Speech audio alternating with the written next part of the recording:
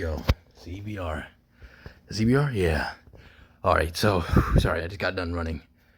But just I started my stream like this earlier today. But inhale, exhale. I did that way too fast, but it's all good. Alright, so I just saw this thing about relationships that didn't have to be romantic. So, okay, here's the thing. They say don't have to be. And I'm like, there's a difference between doesn't have to be, shouldn't, and that there are not in your romantic relationship, in romantic feelings in the relationship. So, whatever. I don't know. I'll clarify if I can think of a better way to clarify. Close that. All right. 10 anime series, way too much. Oh, that's related. Okay. Romance can make or break a character. One of the most common issues among older anime is shoving two main characters together just for the sake of having a romance, whether they truly complement one another. I guess. Whatever. Okay, I'm getting off topic here. 3 minutes already wasted. Probably gonna edit some of that out if I get to it. Thankfully, anime has made significant strides regarding romance by taking the time to develop authentic and admirable love stories. We're choosing to omit them if they don't enrich the narrative. Here's hoping the pattern continues. Again, I'm not too attuned to like anime in the past I would say 3-4 years. I haven't been too caught up with them, except a few My Hero Demon. I only watched the first season. I gotta catch up with that. But the newer series, like the 12 episode half season series, I caught up with those, where inclusion of bad, nonsensical, or unnecessary romance came at a cost. Okay. I gotta see where it's coming from. Sasuke and Sakura. Okay. I will agree with this one. This one is weird, but at the same time, I would say it's probably the other than cutting. Sakura is like the only girl to really even go out of their way to be with Sasuke. So it makes sense. And power imbalance is not. I feel like his reasoning for this is terrible. Not terrible, but just you could find better reasons. Power imbalance is like, who cares? Who the fuck cares? It's their previous relationship that makes no sense as to why they're together. But again, Sasuke to make Sarada, Sasuke, they had to pick someone for Sasuke. It was required for the narrative that Sasuke had a child, and unfortunately, there were only realistically 2 candidates, or I guess 3. But Sai needed somebody, and Ino was, taken. So went down to 2, Karin or Sakura. Of course, Sakura is a main character, so they already had a bin to her anyway, either or. So they really only had 2 options, realistically, unless they extended the series a little bit more, met another person, and then Sasuke got close to them. So, but I don't completely disagree with this one, but I feel it was necessary for the continuation into Boruto. Okay, when one character idolizes another so fiercely, it's important to create a smooth transition from divided admiration to reciprocal. Okay, okay, yes. They did that with Naruto.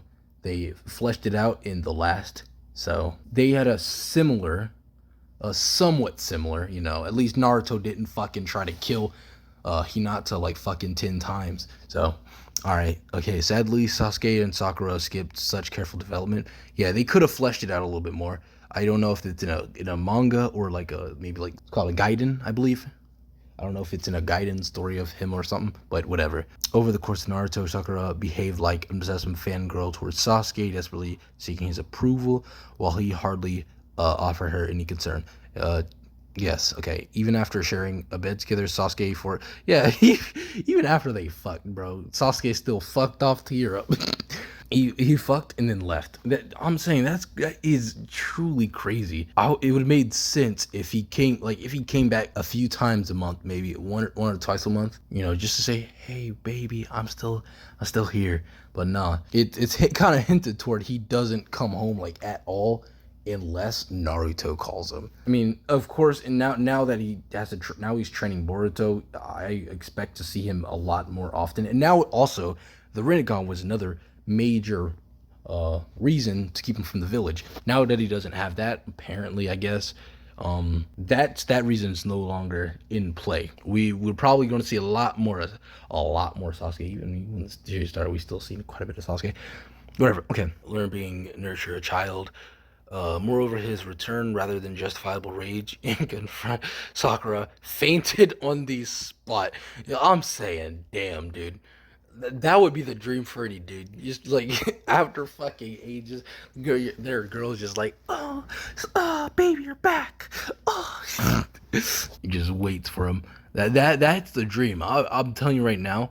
They're complaining about this, but in real life, that would be the dream for any and every guy.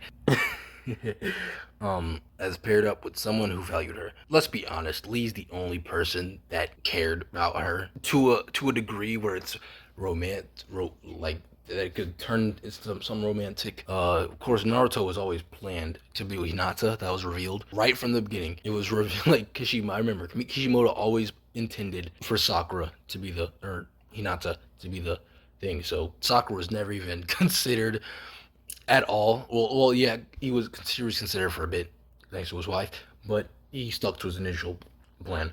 So, really, again, Sakura and Sasuke are in similar boats to the point where they only have two people. Like, well, one person was into Sakura. That's crazy, dude. One person actually likes her. That's not a complete like disposable character. And again, same with Sasuke. He only had two characters that weren't disposable that actually liked them, that of course didn't, again, both these cases that didn't lose their feelings for them.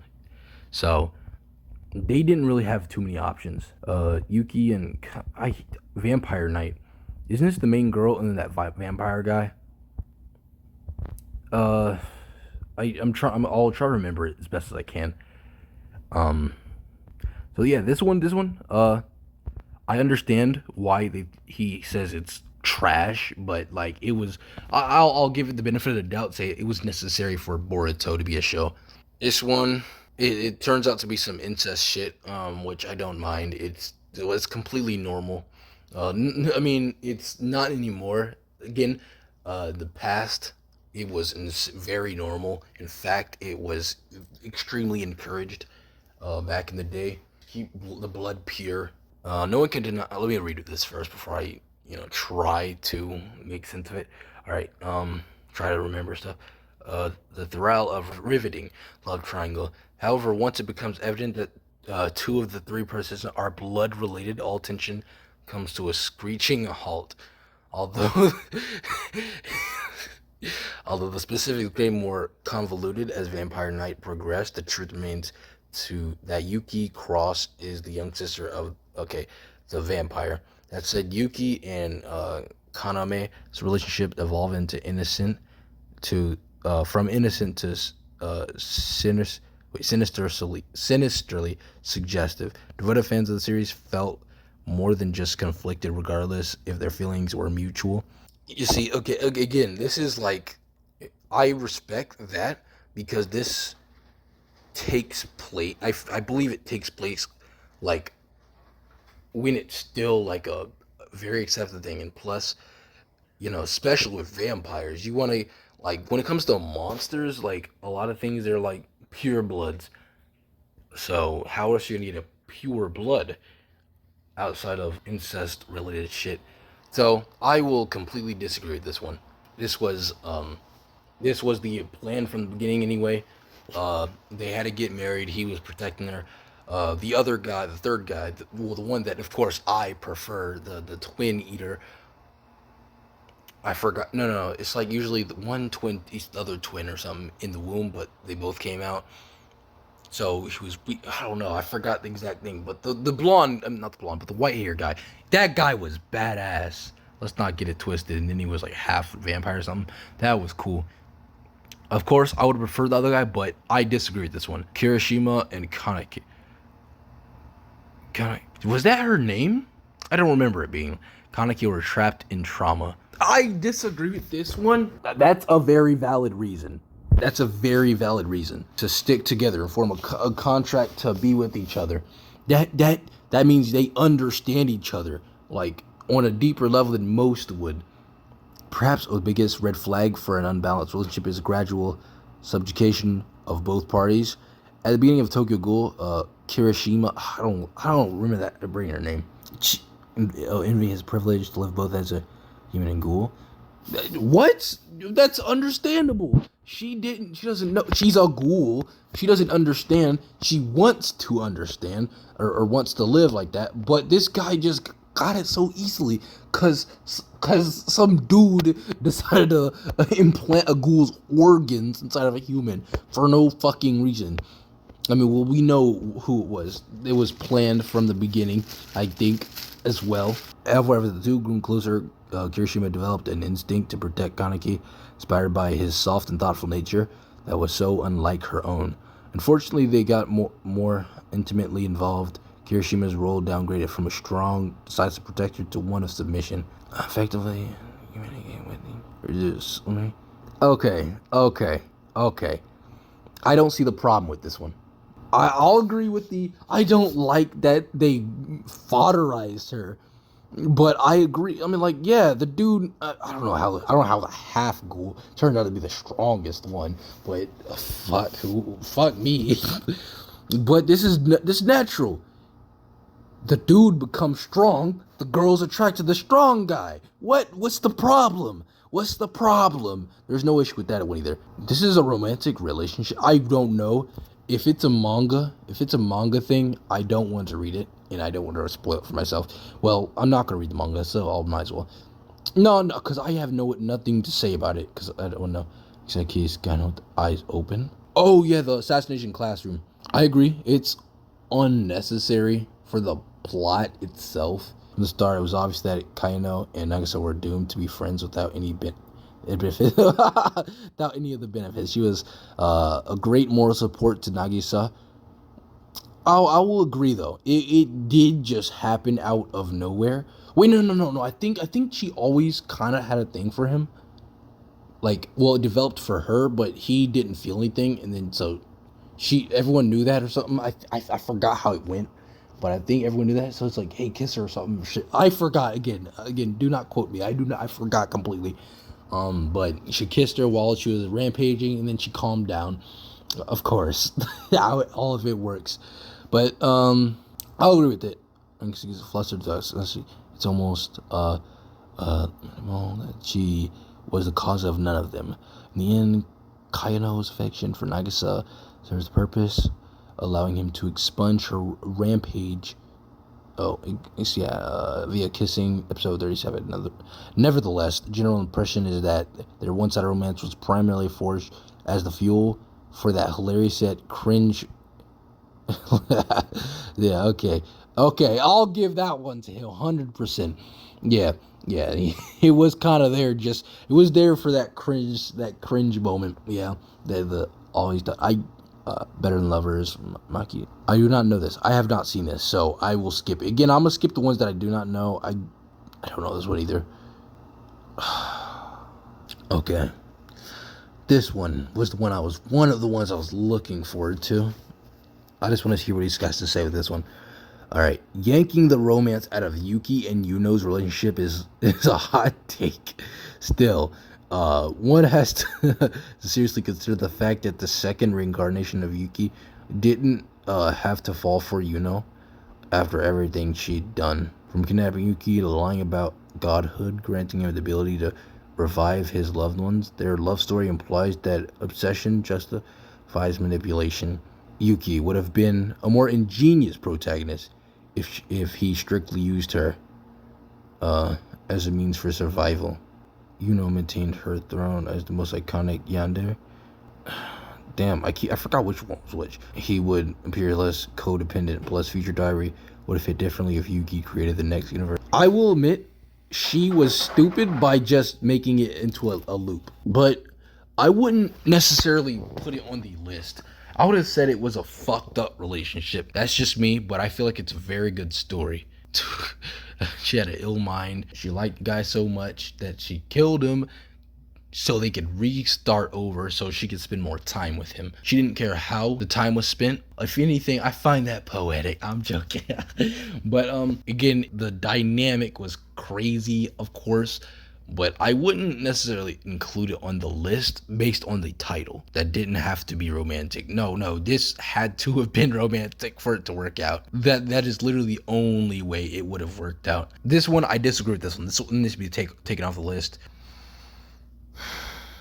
You see, the thing is, this show, no, it does not mean to be romantic, but that the point of it is not. It's to make it relatable. It's all like, yes, these are like teens. These are people in high school. You have crushes in high school. It's. Let's not forget, it's a school anime or school show too. Established as a sweet girl pursuing heroism to support her family, Uraka's robust determination was tempered by the swooning.